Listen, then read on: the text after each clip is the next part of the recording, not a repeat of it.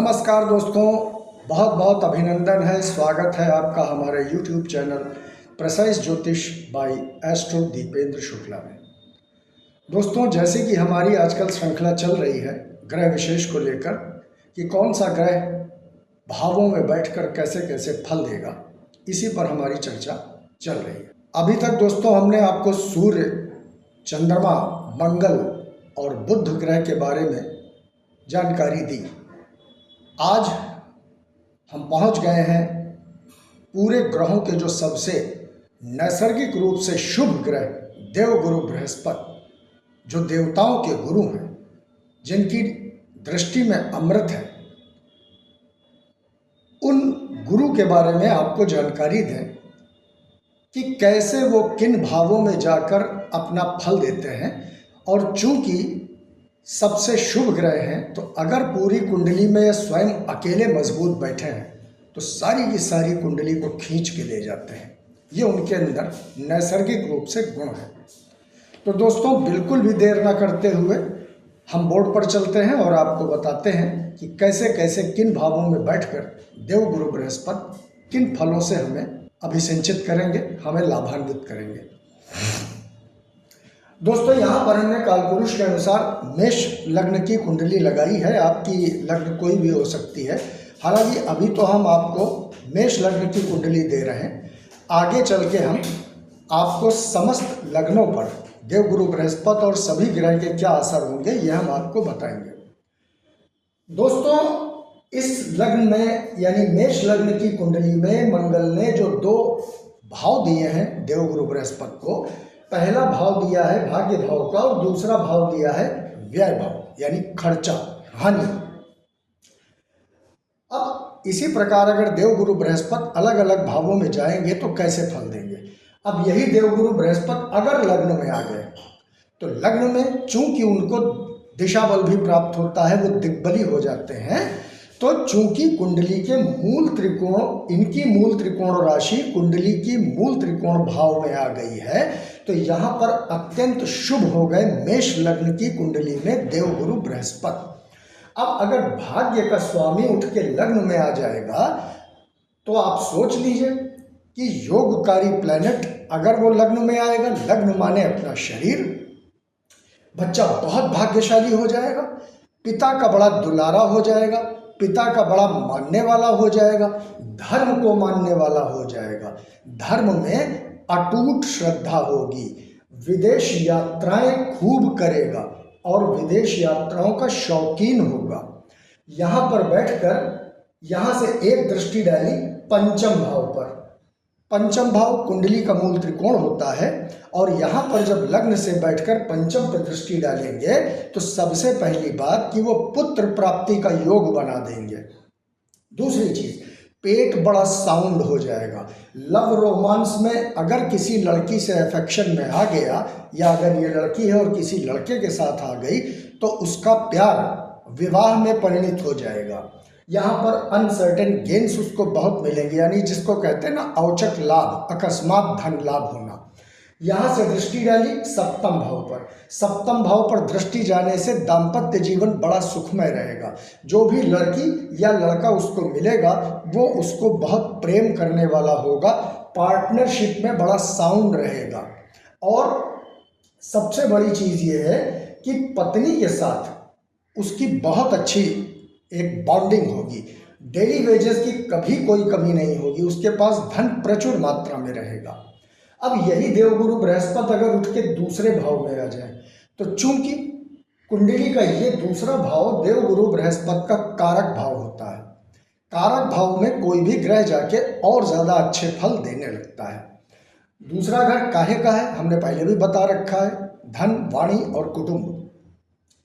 यानी यहाँ पर जब देवगुरु बृहस्पति बैठेंगे तो धन के लिए बहुत फलीभूत होंगे, बहुत जबरदस्त धन की मात्रा उसको मिलेगी, परिवार के साथ उसकी बहुत अच्छी बॉन्डिंग होगी, वाणी उसकी उतनी प्रभावशाली होगी कि यदि कहीं भी बैठ जाए तो लोग उसको सुनने के लिए घंटों वेट करेंगे। जैसे होता नहीं, बड़े बड़े महात्मा, तपस्वी, ऋषि मुनि, बड़े बड़े नामचीन सिंगर्स, उनको सुनने के लिए लोग 2-2 घंटे 4-4 घंटे लाइन में बैठे रहते हैं, वेट करते हैं।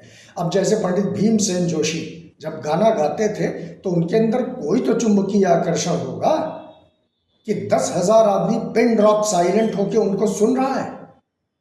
वरना एक आम आदमी जब चबूतरे पे खड़ा होकर बोलने लगता है तो 4 आदमी उसको नहीं सुनते। तो जब तक ये भाव बलि नहीं होगा तब तक उसको सुनने वाला कोई नहीं होगा। इसकी वाणी बहुत प्रभावशाली होगी, धन की कोई कमी नहीं होगी, परिवार के साथ इसकी बॉन्डिंग बहुत अच्छी रहेगी। अब इसी तरह अगर देवगुरु बृहस्पति तीसरे भाव में आ जाए, तीसरा भाव जानते ही हैं आप, तीसरा, छठा, 8वां और 12वां ये थोड़ा सा प्रॉब्लम्स का भाव होता है। यहाँ पर बैठकर छोटे भाई बहनों के साथ कम बनेगी, बिला वजह की यानी फजूल की जो मेहनत है वो बढ़ जाएगी। पराक्रम जितना करेगा उतना लाभ इसको प्राप्त नहीं हो पाएगा। यहाँ से बैठकर 1 2 3 4 5, 1 2 3 4 5, 5वीं पूर्ण दृष्टि सप्तम भाव पे जाएगी। सप्तम भाव पे जाने से यहाँ पर पत्नी के साथ भी कुछ हल्का फुल्का मनमुटाव रहेगा, पार्टनरशिप में भी कुछ थोड़ा बहुत व्यवधान रहेगा, डेली वेजेस में भी कुछ दिक्कत परेशानियाँ रहेंगी। यहाँ से बैठ के भाग्य को देखेगा तो पिता का सहयोग भी कुछ कम प्राप्त होगा। हालांकि पिता का सहयोग मिलेगा, धर्म को मानने वाला भी होगा, लेकिन बहुत ज़्यादा नहीं होगा, एक नॉर्मल कंडीशन में होगा। यहाँ से बैठ के 7 8 9 एकादश भाव पर दृष्टि जाएगी। एकादश भाव भी उसका कारक भाव है, तो आमदनी में उसको कोई कमी नहीं होगी, बड़े भाइयों का सहयोग मिलेगा, लेकिन कुछ मनमुटाव के साथ। अब यहाँ पर देवगुरु बृहस्पति अगर चौथे आके बैठ गए तो चौथा जो होता है, यहाँ पर देवगुरु बृहस्पति मेष लग्न की कुंडली में उच्च के हो जाएंगे। उच्च के होने से जो सबसे बड़ा फल प्राप्त होगा कि यहाँ पर माता, भूमि, भवन, वाहन, अचल संपत्ति, जनता का साथ बहुत जबरदस्त मिलेगा। माता का बड़ा दुलारा होगा, चुनाव वगैरह में खड़ा होगा तो निश्चित रूप से विजयी हो जाएगा। हाँ, लेकिन दोस्तों एक बात बहुत कायदे से समझ लीजिए, मैं हर बार अपनी श्रृंखला में ये बात कहता हूँ कि ग्रह में अंश बल होना बहुत ज़रूरी है, और वो 6 8 12 या 3 में जाके या अपनी नीच राशि में न बैठ जाए तब वो सारे फल देगा। यहाँ पर सारी अचल संपत्तियाँ प्राप्त होंगी, भूमि, भवन, वाहन, हर सुख उसको प्राप्त होगा। यहाँ से बैठ के 1 2 3 4 5, यहाँ से बैठ के जो 8वें भाव पर दृष्टि डालेगा तो यहाँ की जितनी भी प्रॉब्लम्स हैं उनको रिमूव करेगा। यहाँ से बच्चा बैठकर जब अपने 8वें भाव को देवगुरु बृहस्पति देखेंगे तो 8वें भाव के रिगार्डिंग जितनी भी प्रॉब्लम्स है, जो जीवन में हर्डल्स हैं, दिक्कतें हैं, उनको दूर करेगा और यहाँ पर इसको दीर्घायु भी बना देगा। यहाँ से बैठ के दशम भाव पर दृष्टि डाली, दशम भाव पे 7वीं दृष्टि जब गई तो यहाँ पर व्यापार, नौकरी, उच्च पद, राजाओं जैसा उसको सम्मान, राज प्रशासन शासन से उसको एक विशेष सम्मान। यहाँ पर किसी भी प्रकार का व्यापार यदि वो, खासकर अगर शिक्षा से संबंधित, पौरोहित्य से संबंधित, ज्योतिष से संबंधित या ज्ञान देने की किसी भी प्रकार की कोई व्यापार या कोई नौकरी करेगा तो उसमें वो बहुत फलीभूत होगा। यहाँ से 7 8 9 नवम पूर्ण दृष्टि जो द्वादश भाव पे गई अपनी ही राशि पर, तो यहाँ से बैठ के जो द्वादश भाव के रिगार्डिंग दिक्कत परेशानियां हैं, जैसे जितने भी खर्चे हैं, अस्पताल है, जेल यात्रा है, इन सब भावों को रिमूव करके कुछ हद तक दिक्कत परेशानियों को कम कर देगा। अब यही बृहस्पति अगर पंचम भाव में उठ के आ जाए तो पंचम भाव कुंडली का मूल त्रिकोण भाव है।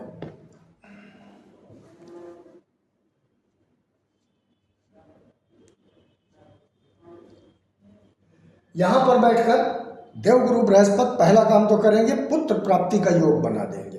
पुत्र प्राप्ति का योग इसलिए बनाएंगे क्योंकि पंचम भाव में जब गुरु आता है तो पुत्र प्राप्ति का योग नैसर्गिक ऑटोमेटिकली बन जाता है।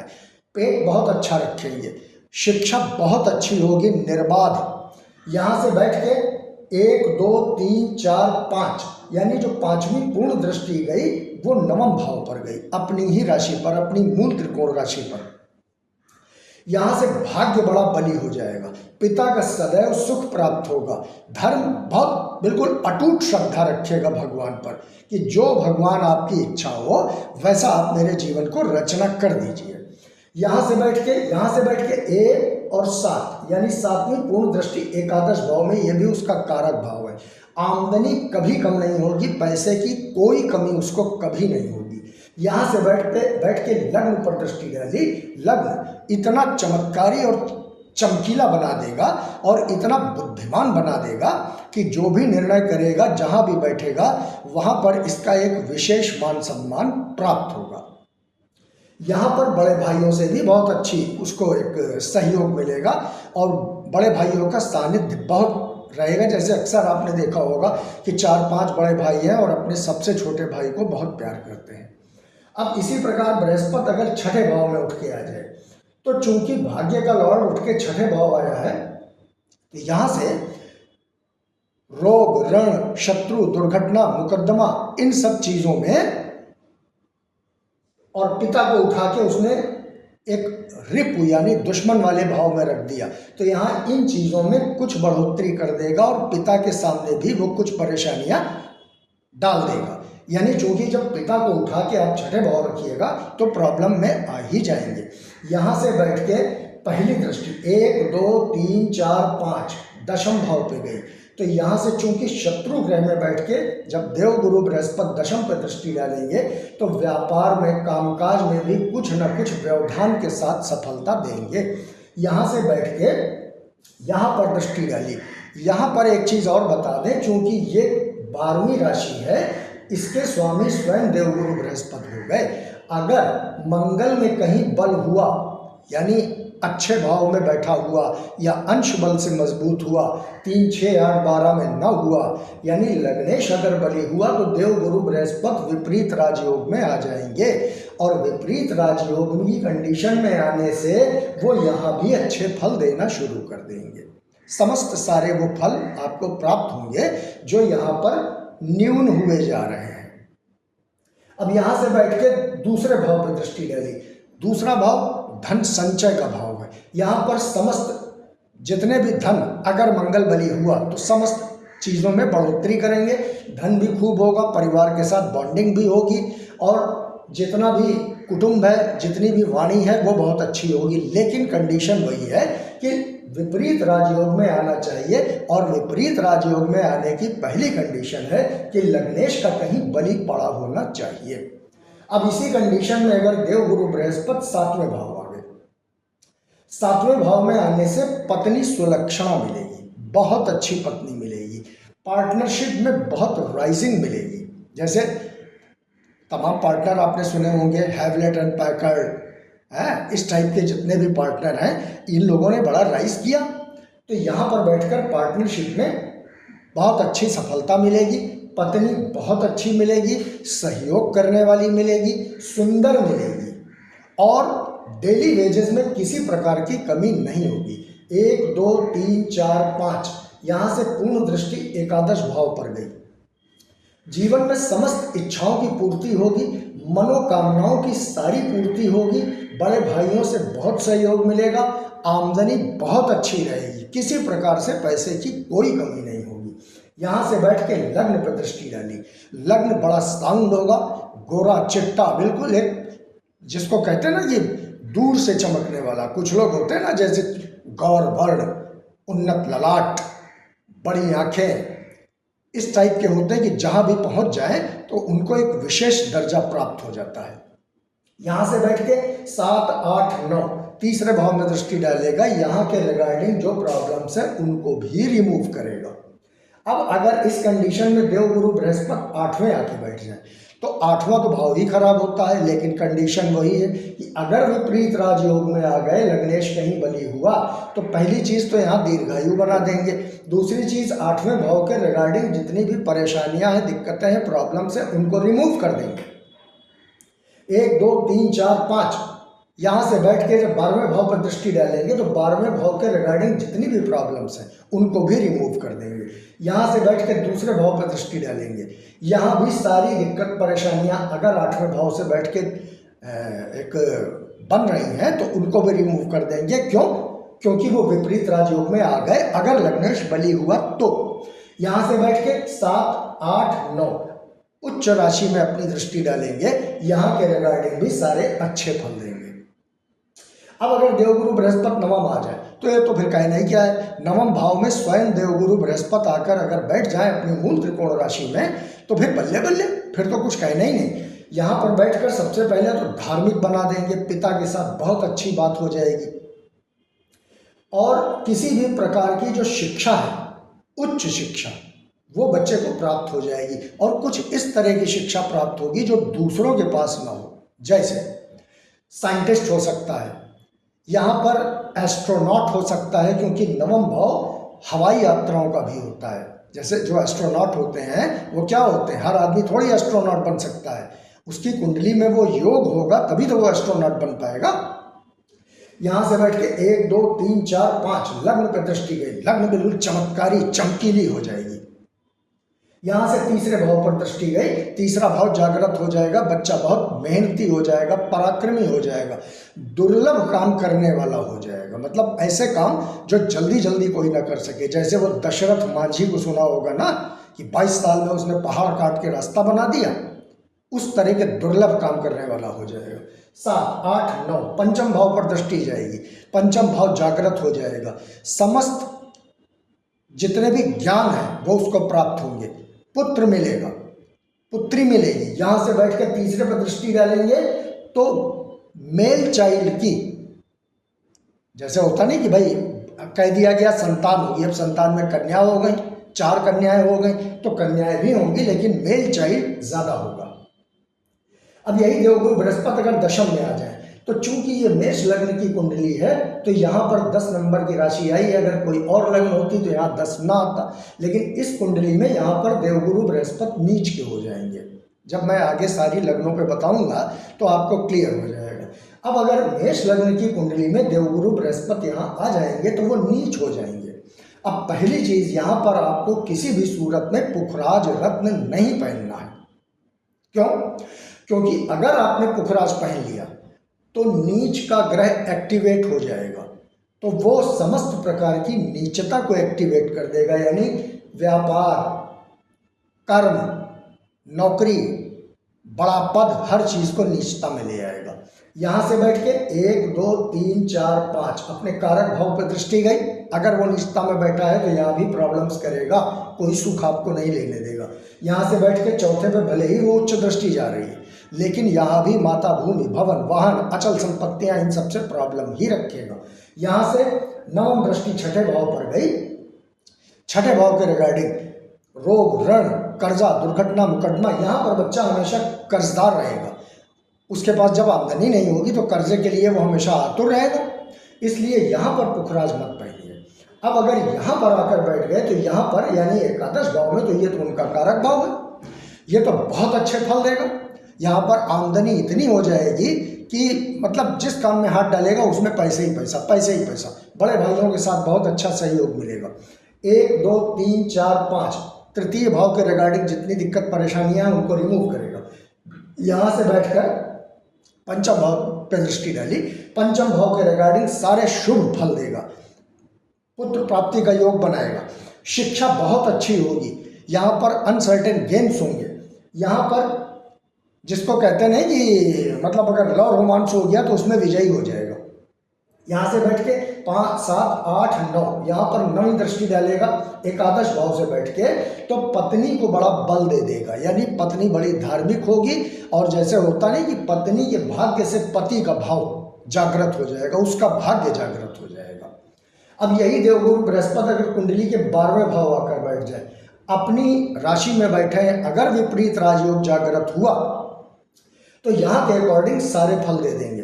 विदेश से संबंध हो जाएगा, विदेश से आमदनी के द्वार खुल जाएंगे, विदेश में सेटलमेंट होने के भी चांसेस हो जाएंगे, खर्चे बहुत कम हो जाएंगे।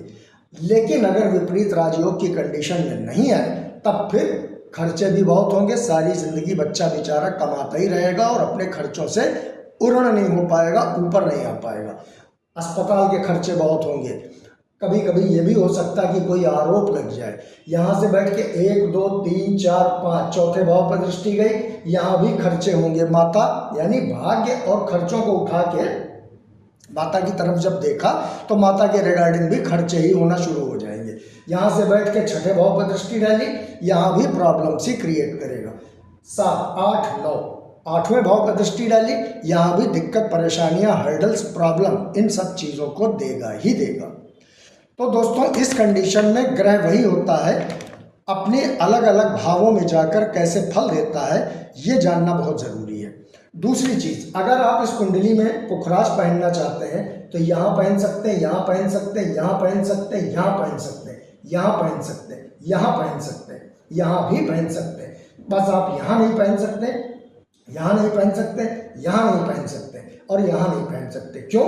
क्योंकि 1 2 3 4 ये 4 भाव ही खराब है और यहाँ पर देवगुरु बृहस्पति इस लग्न में नीच के हो जाएंगे तो प्रॉब्लम्स क्रिएट हो जाएंगी। और अगर आपकी कुंडली में बृहस्पति मान लीजिए थोड़ा सा कहीं कमजोर दिख रहे हैं तो ओम नमो भगवते वासुदेवाय का नाम मंत्र जप कीजिए, आपके देवगुरु बृहस्पति बलि हो जाएंगे। साधुओं का, सन्यासियों का सम्मान कीजिए, अपनी माता का, अपने पिता का, अपने गुरुओं का सम्मान कीजिए। धार्मिक स्थलों पर जाकर, जैसे आपके मोहल्ले का कोई मंदिर हो, आप एक नियम बना लीजिए, आप एक आदत बना लीजिए कि 10 मिनट का समय लगाकर मंदिर में झाड़ू लगाना शुरू कर दीजिए। 2 बाल्टी पानी निकाला, मंदिर को धो दिया। अगर आप ये करना शुरू करते हैं तो देवगुरु बृहस्पति आपके बलि हो जाएंगे। और अगर देवगुरु बृहस्पति आपके बलि हुए फिर आपकी कुंडली राजाओं के समान फल देना शुरू कर देगी। तो दोस्तों आज की हम अपनी वाणी को यहीं विराम देते हैं। कल दैत्य गुरु शुक्राचार्य के ऊपर आपसे वार्ता होगी। तब तक के लिए हमारे चैनल को सब्सक्राइब कीजिए, लाइक कीजिए, शेयर कीजिए, अपना आशीर्वाद यूं ही बनाए रखिए। जय हिंद, जय भारत, नमस्कार, जय सिया राम।